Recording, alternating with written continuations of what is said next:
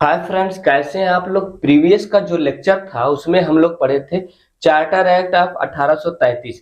यानी 1833 के charter act और उसकी क्या क्या विशेषताएं थी सभी के बारे में डिटेल से देखे थे। इस वीडियो में देखेंगे चार्टर एक्ट ऑफ 1853, यानी 1853 का चार्टर एक्ट या लास्ट चार्टर एक्ट होगा जिसके माध्यम से ब्रिटिश सरकार जो है ईस्ट इंडिया कंपनी को रेगुलेट करेगी। इसके बाद हम देखेंगे कि अगला जो हमारा जो है चार्टर एक्ट यहीं से खत्म हो जाता है, गवर्नमेंट ऑफ इंडिया एक्ट आ जाता है।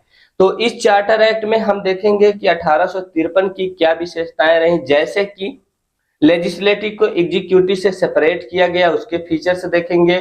उसके बाद देखेंगे कि ओपन कंपटीशन सिस्टम लाया गया आईसीएस में, इंडियन सिविल सर्विस में, इसके फीचर्स देखेंगे।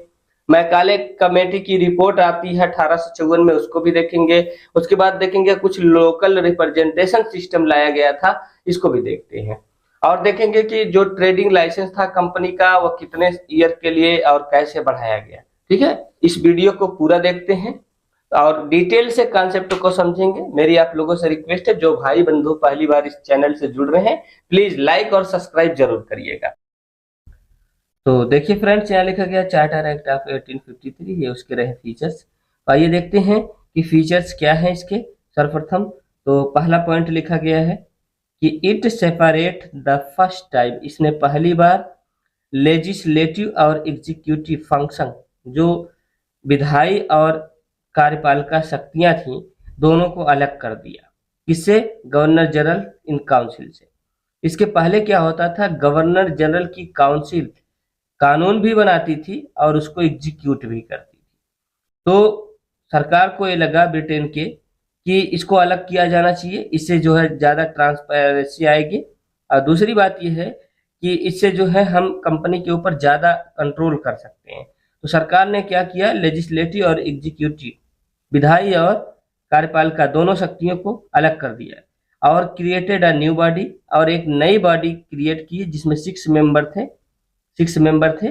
उस बॉडी का नाम दिया गया लेजिस्लेटिव काउंसिलर। क्या नाम दिया गया? Legislative councillor. इसी को गवर्नर जनरल लेजिस्लेटिव काउंसिल भी कहा जाता है, इसी को इंडियन लेजिस्लेटिव काउंसिल भी कहा जाता है, इसी को सेंट्रल लेजिस्लेटिव भी कहा जाता है।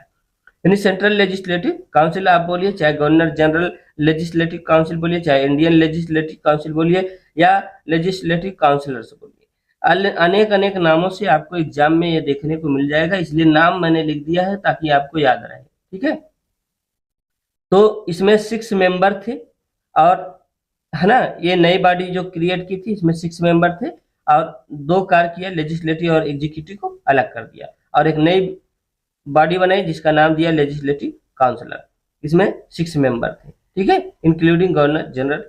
ठीक है, उसके बाद बोला है इट हैज सेम प्रोसीजर, इसकी प्रक्रिया वैसे ही होती थी एज ब्रिटिश पार्लियामेंट, जैसे ब्रिटेन के पार्लियामेंट की प्रक्रिया होती थी, सेम वैसे इसकी भी प्रक्रिया होती थी। इसीलिए इसको मिनी पार्लियामेंट कहा जाता था। बहुत इंपॉर्टेंट है, मिनी पार्लियामेंट इसको कहा जाता था। क्यों कहा जाता था? प्रोसीजर सेम होता था, जैसे ब्रिटेन के पार्लियामेंट का प्रोसीजर था, है ना, एकदम सेम प्रोसेस होता था, इसीलिए इसको मिनी पार्लियामेंट का नाम दिया गया। अब आइए देखते हैं। It introduced, point number 2, it introduced first time local representation, इसने लोकल रिप्रेजेंटेशन को क्या किया? इंट्रोड्यूस किया। ये बात समझ में आई? अब ये लोकल रिप्रेजेंटेशन क्या था कि मतलब लोकल लोगों को, है ना, प्रतिनिधित्व प्रदान किया। जो नेटिव भारतीय थे उनको प्रतिनिधित्व प्रदान किया। किसमें? ये जो सेंट्रल लेजिस्लेटिव काउंसिल है इसमें, इसमें 6 मेंबर की, ये जो 6 मेंबर की एक नई बॉडी बनाए थे, है ना, जिसका नाम दिए थे लेजिस्लेटिव काउंसिलर, इसी में लोकल लोगों को यानी भारतीयों को अपॉइंट करना क्या कर दिया? शुरू कर दिया। भारतीयों को अपॉइंट करना शुरू कर दिया, और बोला था कि 6 में से 4 अपॉइंटेड बाय लोकल या प्रोविंशियल गवर्निंग बॉडी। इन 4 को जो है, जो राज्य होंगे और जो प्रिंसली स्टेट होंगे उस समय के, उन्हीं से अपॉइंट किया जाता था 4 को। और चारों को कहाँ से अपॉइंट किया जाता था? बॉम्बे प्रोविंस से, मद्रास प्रोविंस से, बंगाल प्रोविंस से और आगरा।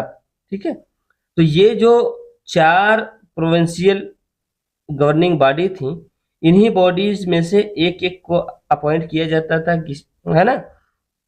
तो 4 को अपॉइंट किया जाता था। और इसके बाद बोला है it extended the companies rule, इसने कंपनी के रूल को तो एक्सटेंड किया, है ना, but did not specify any particular period. इस बार जो हर बार 20 साल के लिए करती थी, इस बार कोई भी स्पेसिफिक टाइम नहीं दिया। इसका अर्थ यह हो गया, अब ब्रिटिश गवर्नमेंट ये चाहती थी कि चाहे जब हम आपको टर्मिनेट कर देंगे, खत्म कर देंगे, चाहे जब उनकी मर्जी होगी आपके लाइसेंस को क्या करेंगे, पूरी तरह रद्द कर देंगे।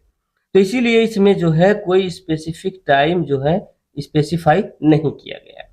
उसके बाद पॉइंट नंबर 4 लिखा गया है कि it introduced an open competition system, जो वो इसने एक ओपन कंपटीशन सिस्टम लाया ऑफ सिलेक्शन एंड रिक्रूटमेंट, है ना। वो जो चुनाव थी और जो नियुक्ति थी किसकी, इंडियन सिविल सर्विस, भारतीय नागरिक सेवा, भारतीय नागरिक सेवा जो था उस कमीशन में जो चुनाव और अपॉइंट की प्रक्रिया थी, उसमें एक नया रूल लेके आए कि अब से इसका जो एग्जाम होगा ओपन होगा, ओपन कंपटीशन सिस्टम के माध्यम से होगा, यानी खुली प्रतियोगिता होगी जिसमें कोई भी भाग ले सकता है। और उसके बाद बोले कि कॉन्स्टिट्यूटेड अ मैकाले कमेटी इन 1854, और इसी के ये जो ओपन कंपटीशन सिस्टम लाया गया था, इसी पे रिपोर्ट करने के लिए एक कमेटी बनाए जिसका नाम दिया गया मैकाले कमेटी, कि आप इस बारे में क्या कहना चाहते हैं। मैकाले कमेटी को 1854 में कॉन्स्टिट्यूट किया गया। तो आइए अब कुछ और अदर पॉइंट्स देखते हैं, इसकी अदर फीचर्स देखते हैं।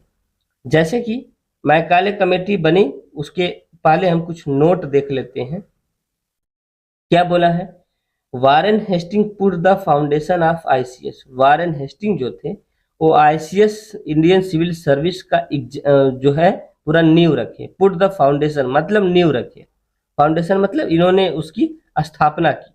But systematic arrangement and extension done by Charles Cornwallis, लेकिन इसको सिस्टम से और इसमें एक्सपेंशन और ट्रांसपेरेंसी चार्ल्स कॉर्नवालिस के द्वारा लाई गई। किसके द्वारा लाई गई, चार्ल्स कॉर्नवालिस, जिसको आप लॉर्ड कॉर्नवालिस पढ़ते हैं, उसके द्वारा लाई गई। इसीलिए so called father of ICS, इसीलिए ये जो कॉर्नवालिस है इसको इंडियन सिविल सर्विस का जनक कहा जाता है, पिता कहा जाता है।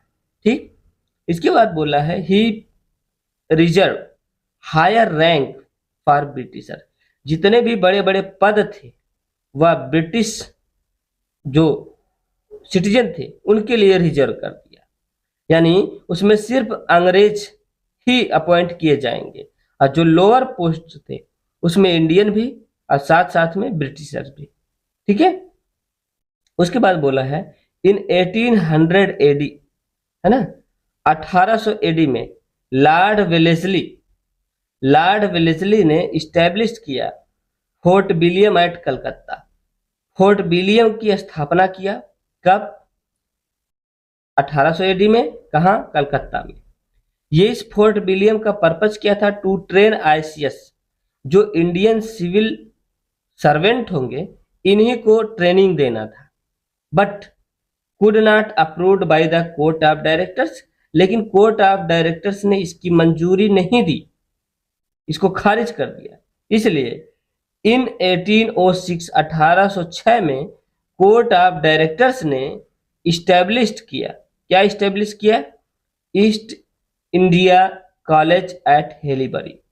एक जो हेलीबरी है इंग्लैंड में, है ना, हर्टफोर्डशायर इन इंग्लैंड, यानी जो हर्टफोर्डशायर इंग्लैंड का एक शहर है हर्टफोर्डशायर, वहीं पे एक जगह है हेलीबरी।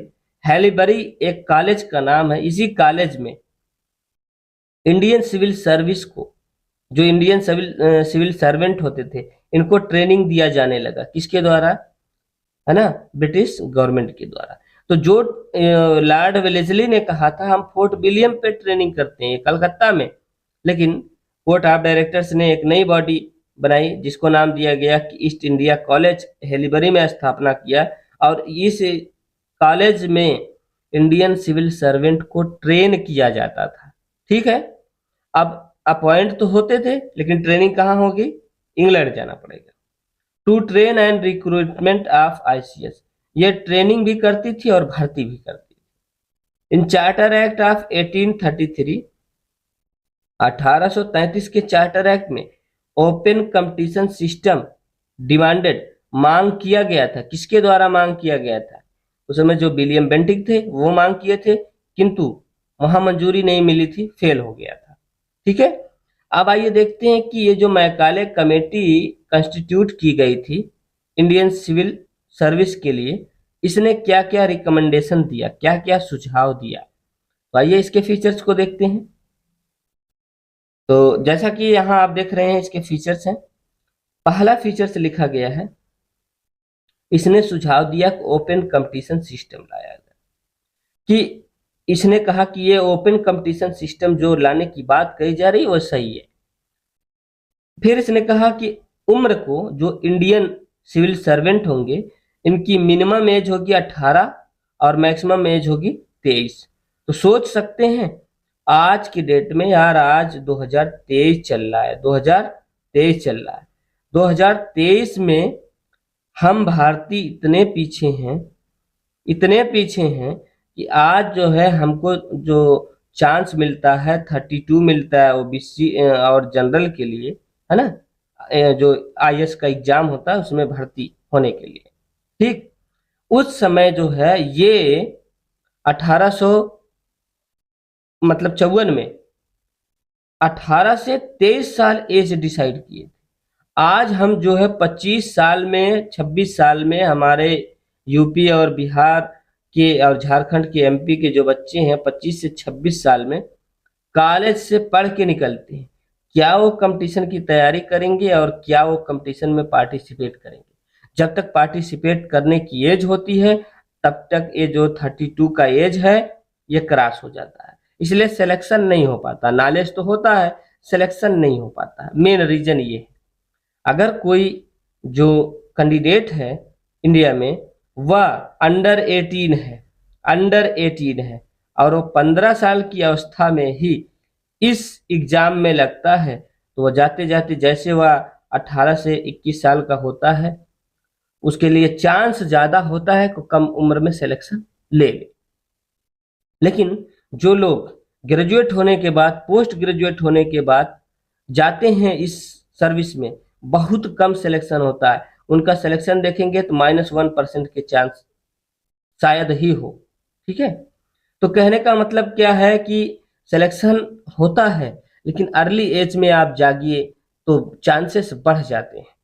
तो सोच के देखिए कि अंग्रेज कितने एडवांस थे उस समय आज के कंपेयर में।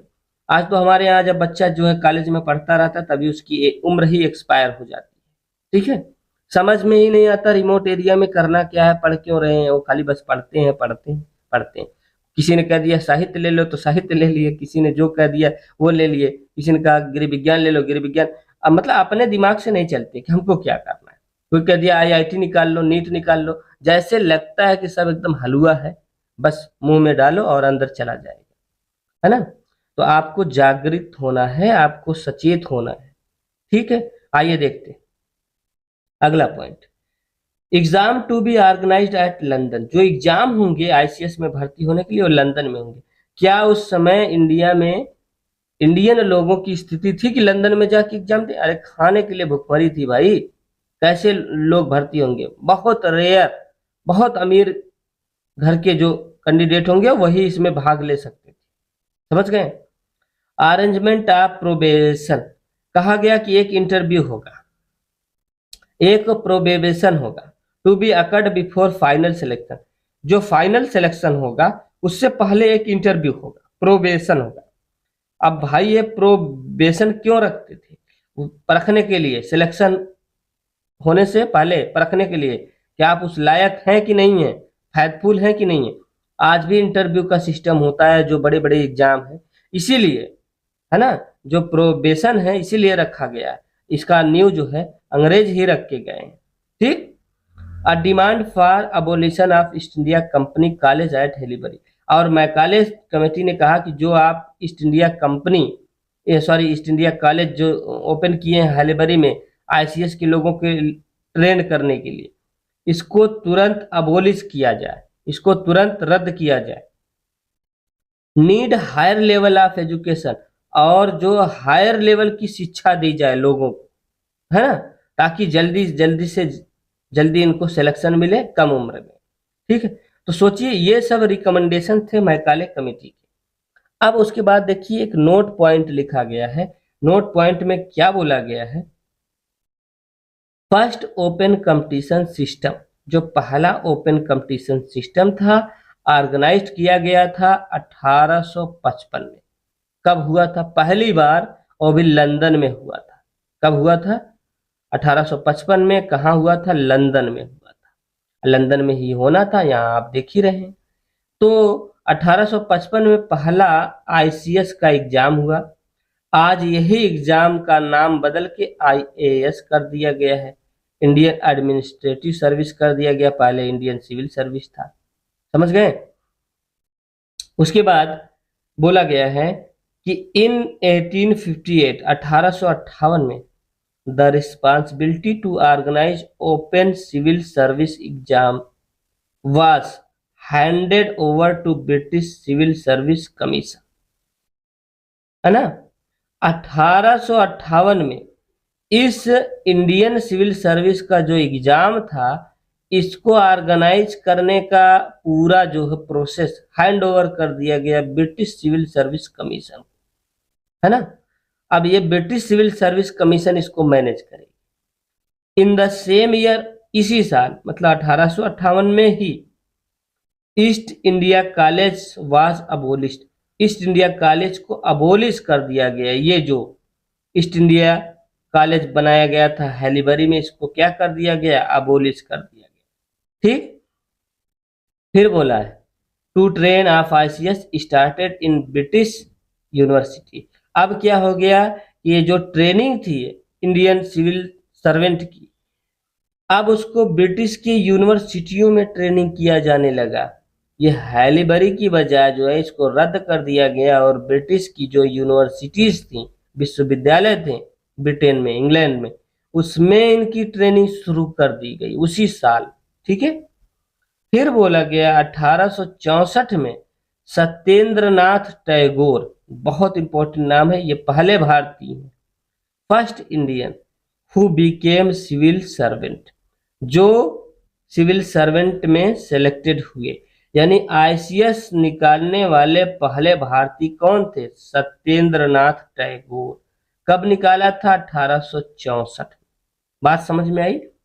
तो ये फ्रेंड्स थी मैकाले कमेटी की रिकमेंडेशंस और उसके कुछ फीचर्स। हमने देखा कि इम्पोर्टेंट फीचर्स 1853 के जो थे वो क्या थे, जहां से एग्जाम में ज्यादा क्वेश्चन बनते हैं। वैसे तो घास भूसा बहुत सारा है, उसमें से क्वेश्चन बनना है नहीं। ठीक है, तो जब क्वेश्चन बनना है नहीं, आप पढ़ लीजिएगा, लेकिन मेन क्वेश्चन आपका यहीं से बनेगा। तो आई होप आपको समझ में आया। तो समझ में आया, वीडियो को लाइक करें, कमेंट जरूर करिएगा। मिलते हैं अगले क्लास में अगले टॉपिक।